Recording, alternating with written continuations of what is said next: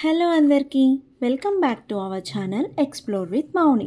మొన్న జాన్ 26ని మేము బెంగళూరులో ఉన్న లాల్బాగ్ బొటానికల్ గార్డెన్కి అయితే వెళ్ళాం. రిపబ్లిక్ డే సందర్భంగా అక్కడ ఫ్లవర్ షో అయితే జరుగుతూ ఉంది. ఇది వచ్చేసి 217th ఫ్లవర్ షో అంట. మేము సండే వెళ్ళాం. సో టికెట్ ప్రైస్ వచ్చేసి 100 రూపీస్. ఈ Lalbagh flower show every year independence డేకి అలానే రిపబ్లిక్ డేకి కూడా జరుగుతూ ఉంటుందంట. అండ్ ప్రతిసారి డిఫరెంట్ థీమ్స్తో ఫ్లవర్స్ని డెకరేట్ చేస్తూ ఉంటారంట. నేనైతే ఇదే ఫస్ట్ టైం చూడడం. ఇంకా అలా నడుస్తూ ఉంటే ఈ ఉడతలు కనిపించాయి మాకు. ఏంటి ఉడతలు ఏమన్నా కొత్త అనుకుంటున్నారా? నా చిన్నప్పుడైతే మా ఇంటి ముందు చెట్ల మీద చాలానే ఉండేవి. బట్ ఇప్పుడు ఈ మధ్య కాలంలో చెట్లు లేవు, ఉడతలు అంతకన్నా లేవు. సో ఒకసారి ఆ జ్ఞాపకాలని గుర్తు చేద్దామని చూపిస్తున్నాను అనమాట. ఇంకా ఇక్కడ లోపల చాలా పెద్ద పెద్ద చెట్లు అయితే ఉన్నాయి. సో అంతా గ్రీనరీతో ఉండడంతో అందరూ ఫోటోషూట్ అయితే చేసుకుంటూ ఉన్నారు. అలానే సన్సెట్ టైం కూడా అయిపోయింది. మేము వెళ్ళడమే ఈవినింగ్ వెళ్ళామనుకోండి. అండ్ ఇది చూడండి లాల్బాగ్ లేక్ అనమాట. ఇంకా లోపల ఇలా స్నాక్స్ చాలానే అమ్ముతూ ఉన్నారు. ఆల్సో ఇక్కడ మీరు చూడొచ్చు దూరంలో వాటర్ ఫాల్స్ అయితే కనిపిస్తూ ఉన్నాయి. మాకు టైం సరిపోక మేము దీన్ని స్కిప్ చేసేసాం. నెక్స్ట్ టైం వెళ్ళినప్పుడు కవర్ చేయాలి. ఇంక ఇక్కడ ఇవి చూడగానే కాళ్ళకి బ్రేక్ పడి పొట్టేమో తిందురా అని పిలుస్తుంది. సో పొట్ట పిలుస్తే తప్పకుండా వెళ్ళాల్సిందే కదా. ఆంటీ అయితే ఇక్కడ స్పైసీగా బేల్ ప్రిపేర్ చేస్తూ ఉన్నారు. మేము ఒక నిప్పట్ బేల్ అయితే చెప్పాం. నిప్పట్ అంటే మన చెక్క అప్పడాలన్నమాట. ఒక్కోసారి అనిపిస్తూ ఉంటుంది తినడానికే పుట్టామా ఏంటి అని. నాకేనా మీకు కూడా ఇలా అనిపిస్తూ ఉంటుందా? ఏమోలేండి. ఇంకా తినేసి మళ్ళీ నడవడం స్టార్ట్ చేసేసాం. ఇక్కడ మధ్యలో కూడా కొన్ని ఫ్లవర్స్ని పెట్టారు. అండ్ ఇక్కడ మాకు ఈ లోటస్ పాండ్ బోర్డ్ అయితే కనిపించేసింది. సో ఇంకా అది చూద్దామని వెళ్తుండగా ఈ యూనిక్ చెట్టు అయితే కనిపించింది. దానికి ఏవో డిఫరెంట్ ఫ్రూట్స్ ఫ్లవర్స్ టైప్స్లో ఉన్నాయి. బట్ ఏంటో మాకు అర్థం కాలేదు. మీకు తెలిస్తే కమెంట్ సెక్షన్లో చెప్పేసేయండి. పాండ్ ఉంది కానీ అందులో లోటస్ అయితే లేవు. ఇంకా అందులోనే ఒక చిన్న పడవ కూడా ఉంది. ఆ పడవలో వెళ్ళి కోస్తారు అనుకుంటా మరి ఫ్లవర్స్ని. ఇంకా ఇక్కడ మనకి చాలా నర్సరీస్ అయితే పెట్టారు. ఈ హార్ట్ షేప్ది అయితే భలే అనిపించింది నాకు. మనకి కావాలితే కొనుక్కోవచ్చు కూడా. ఎంతమంది జనం వచ్చారో చూడండి ఈ ఫ్లవర్ షో కోసం. ఇయర్లీ ట్వైసే కదా. సో అందరూ ఇంట్రెస్ట్ చూపిస్తారనమాట రావడానికి.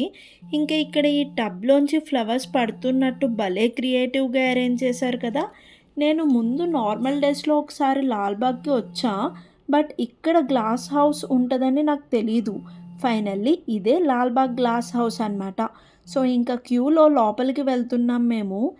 ఈ ఇయర్ థీమ్ వచ్చేసి ఆదికవి మహర్షి వాల్మీకి జీవితాన్ని ప్రతిబింబించే విధంగా నిర్వహించారు. రండి లోపల ఎలా ఉందో చూసేద్దాం.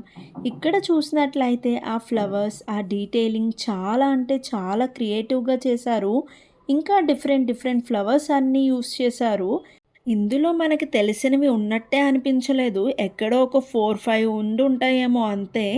ఇక్కడ మీరు చూడొచ్చు వాల్మీకి కూర్చుని రాస్తున్నారు. అండ్ ఆ చుట్టూ ఫ్లవర్స్తో డెకరేషన్ అయితే చాలా బాగా అనిపించింది. నాకు ఇక్కడ ఈ ఫ్లవర్స్ అన్నీ చాలా నచ్చాయి. కలర్ఫుల్గా డిఫరెంట్ ఫ్లవర్స్ అన్నమాట. ఇంకా ఈ గ్లాస్ హౌస్లో వాల్మీకి ఆశ్రమం రామాయణంలోని ముఖ్య ఘట్టాలను ఫ్లవర్స్తో చాలా అద్భుతంగా చూపించడం జరిగింది. అవన్నీ ఈ వీడియోలో నేనైతే కవర్ చేసేస్తా, చూసేసేయండి.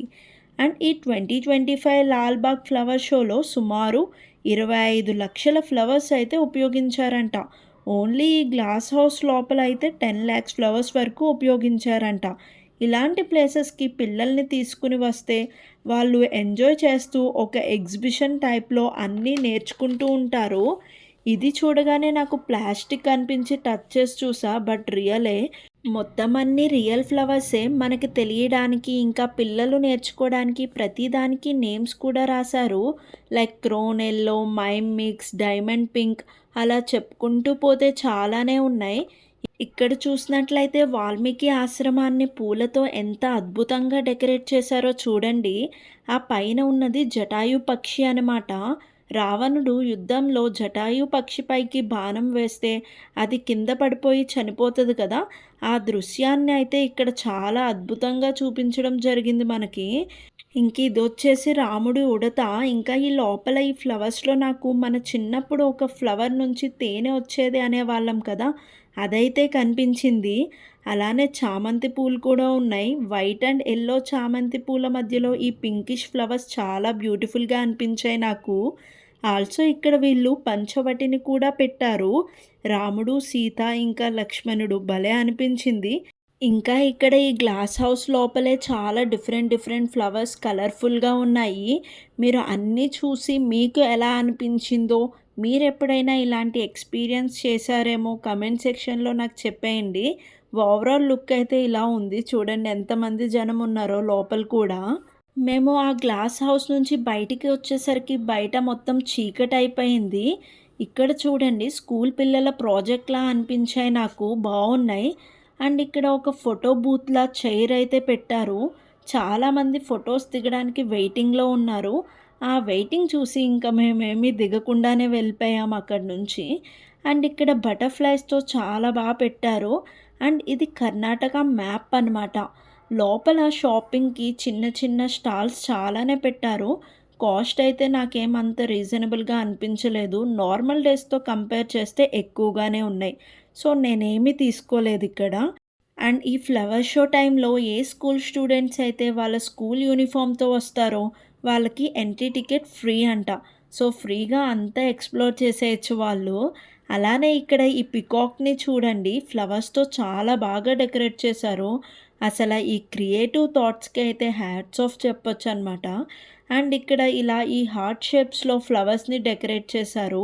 దాని లోపలికి మనకేం ఎలో లేదు. ఇంకా రిటర్న్ అయ్యేటప్పుడు ఈ డ్రై గులాబ్ జామ్‌ని పొట్టలో వేసేసి స్టార్ట్ అయ్యామనమాట.